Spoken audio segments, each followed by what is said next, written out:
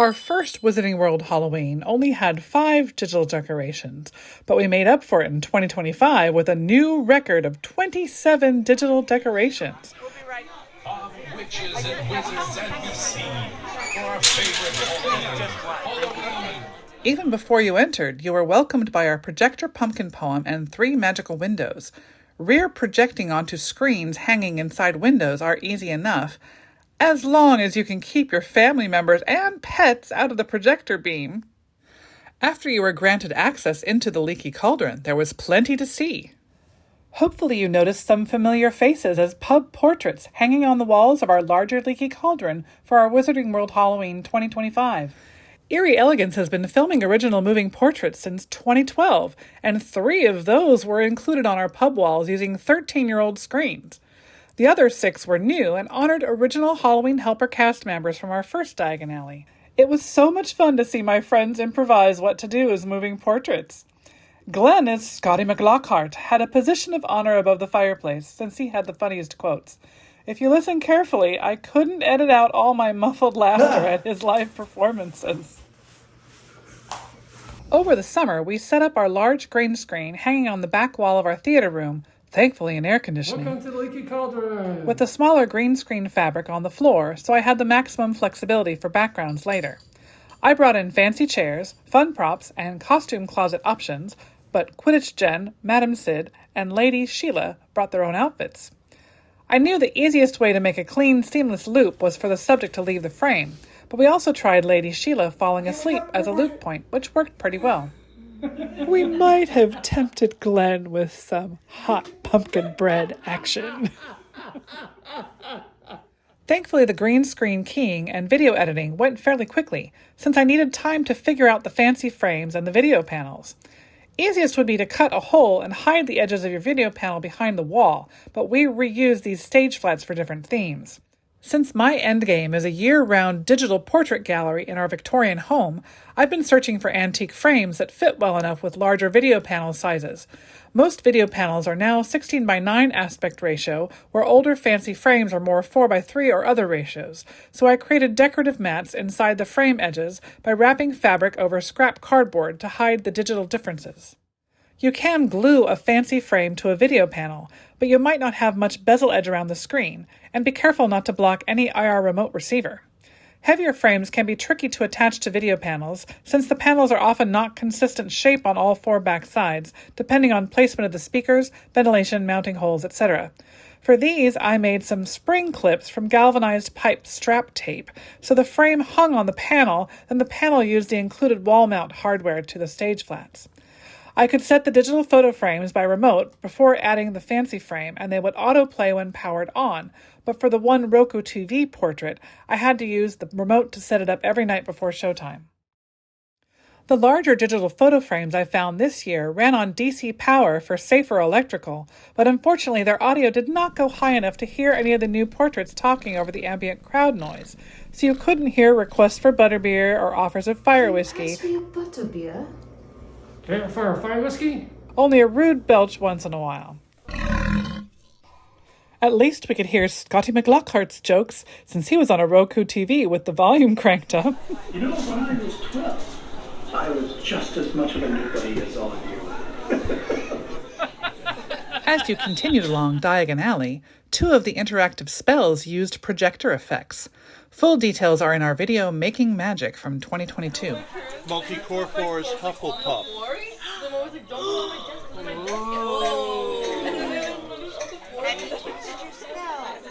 Parisian. Whoa! Did you see that, Lois? What's in your inkwell? Did you notice Gilderoy Lockhart preening himself on the cover of Magical Me in our Flourish and Blots bookshop?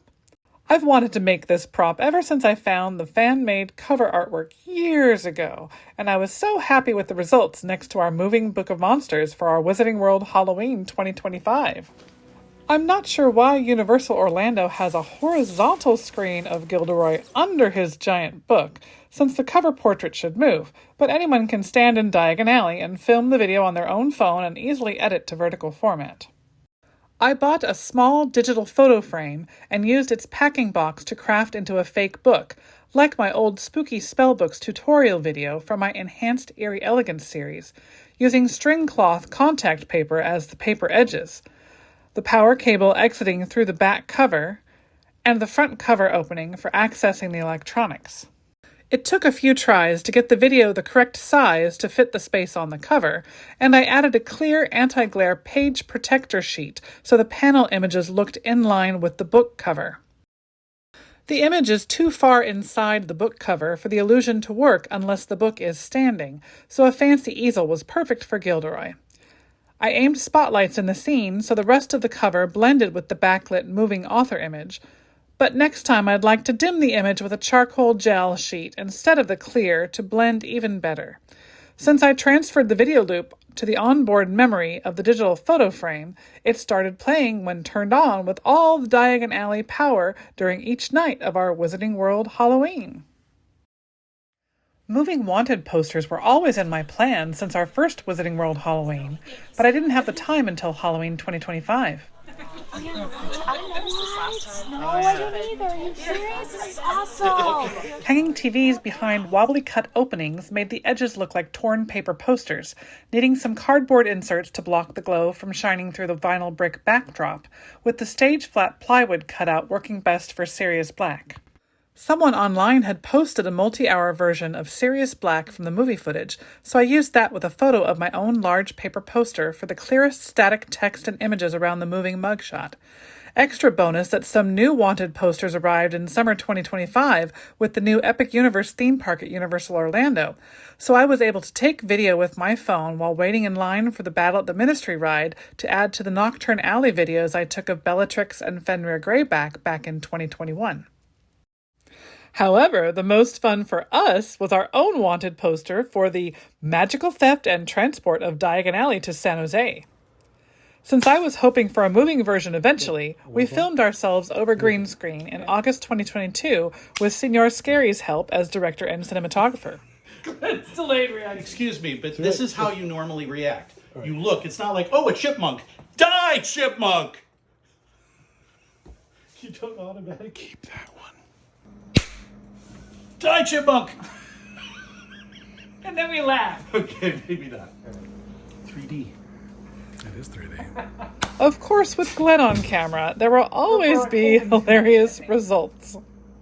It's like we're posing and then going back. Yeah, but that's realistic. You're not gonna bing bing. That's not how it works. See, if you did sports, you'd know. Okay. What the heck was that? Okay. It's a ghost. Keep your hand from your face. I think actually in front of your face is okay. Because if you had a little bit and then it's blocked. Yeah, but with a base like that, you don't want to cover it. Thanks. You can't do that after that. Hey, why did my dear husband laugh the hardest when our director was trying to give me a compliment? Ready and... Despite Goofy Glen, we finally got a great take. We used that static version for our paper flyer in 2022. Then for 2025, I edited a magical lens flare shooting from Glen's wand for our loop, so our own magical moving mugshot could also appear in Nocturne Alley. But Professor McGonagall didn't seem to recognize them. Who are these wizards? Have you seen these wizards? Continuing down Nocturne Alley was another shop called Spiders, Snakes, and Candles. This was another rear projection, so ice could form when the Dementors were approaching. After defeating the Dementors, a corporeal Patronus appeared in the bay window. It's a Patronus leading us to Hogwarts. I think it's a wolf. Another window projection, of course.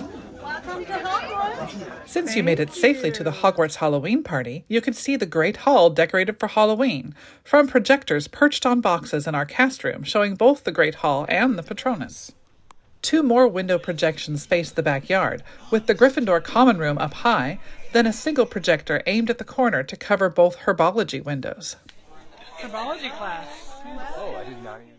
Since our Wizarding World Halloween 2025 included Dumbledore's office, complete with various magical instruments and research, I thought I could let our guests peek in the Pensieve as they strolled through. I knew smaller kids would want to peek, so I couldn't make our Pensieve too tall, and we set it on our lowest patio table, which worked great. But how to make my Pensieve? The smallest digital photo frame I could find barely fit under the largest clear plastic bowl I found and nestled into a large plastic tray to hide all the electronics. I still needed a top bowl to hold liquid, and a smaller clear plastic bowl had a flat bottom with diameter matching the width of the photo frame, so I used my heat cutter to trim the larger bowl so the bottom of the top bowl could sit as close to the screen as possible. I glued the two plastic bowls together, then after the glue had set, I used foam clay to hide the seam and smooth the transition. Finally, I painted my Pensieve with dry lock tinted gray for stone texture, plus some super speedy sponging since by then it was already mid-October with no time for any more elaborate details. For the video content, I grabbed all 4 Pensieve scenes from the movies and used a circle mask in editing to recenter all the subjects so they would be seen through the bowl. The same size circle cut from scrap black felt set over the screen made sure no video panel glow escaped. Water in the top bowl sold the Pensieve effect to the Harry Potter fans, with the bravest guests actually trying to dip their faces into the water just like Harry. As you posed on our pumpkin porch, you could hear our Projector Pumpkin Poem again. I've been projecting pumpkins for 12 years, but this time I tried something new. Senior Scary recorded my welcome poem for 2022, but it was up high and with all the crowd noise no one noticed, which was a shame. Since I've placed large plastic jack-o'-lanterns on our hedges for years, I thought maybe a front pumpkin could hide a projector towards a back pumpkin. I found a small, cheap projector that luckily had the correct throw distance for my pumpkin size. I built 3 platforms and 1 projector box on PVC posts, then pounded rebar into my hedges so I can use these same spots for future Halloweens.